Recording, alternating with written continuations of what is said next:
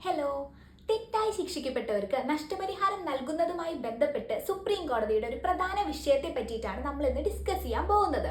വധശിക്ഷയ്ക്ക് വിധിക്കപ്പെട്ടതിന് ശേഷം സുപ്രീം കോടതി കുറ്റവിമുക്തരാക്കിയ 3 പേരാണിപ്പോൾ നഷ്ടപരിഹാരം എന്ന ആവശ്യവുമായി സുപ്രീം കോടതിയെ സമീപിച്ചിട്ടുള്ളത്. അവരിലൊരാൾ അബദ്ധവും കളങ്കവുമായ അന്വേഷണത്തിന്റെ പേരിൽ 12 വർഷം ജയിലിൽ കഴിഞ്ഞതും അതിൽ 6 വർഷം വധശിക്ഷ കാത്തു കഴിഞ്ഞതിനും മഹാരാഷ്ട്ര സർക്കാരിൽ നിന്ന് നഷ്ടപരിഹാരം ആവശ്യപ്പെട്ടിരിക്കുകയാണ്.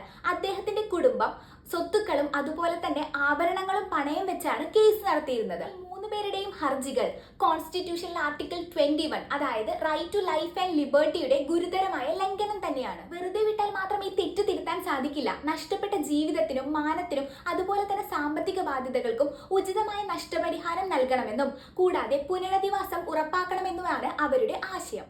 ഈ വിഷയത്തിന്റെ പ്രാധാന്യം കണക്കിലെടുത്ത് സുപ്രീം കോടതി അതത് സംസ്ഥാനങ്ങളിലേക്ക് നോട്ടീസ് അയക്കുകയും കൂടാതെ ഈ വിഷയത്തിൽ സുപ്രീം കോടതിയെ സഹായിക്കാൻ അറ്റോർണി ജനറലിന്റെയും അതുപോലെ തന്നെ സോളിസിറ്റർ ജനറലിന്റെയും സഹായം അഭ്യർത്ഥിക്കുകയും ചെയ്തിരിക്കുകയാണ്. തെറ്റായ ശിക്ഷാ നടപടികളിൽ ഇരയാകുന്നവർക്ക് നഷ്ടപരിഹാരം നൽകുന്നതുമായി ബന്ധപ്പെട്ട ഒരു നിയമം കൊണ്ടുവരാൻ സുപ്രീം കോടതി മുൻപേ നിരീക്ഷിച്ചിരുന്നു. ഈ വിധി അതിനുള്ള ഒരു വഴിത്തിരിവായേക്കാം. അപ്പോൾ കൂൽ ഗുരു, ശുക്രിയ.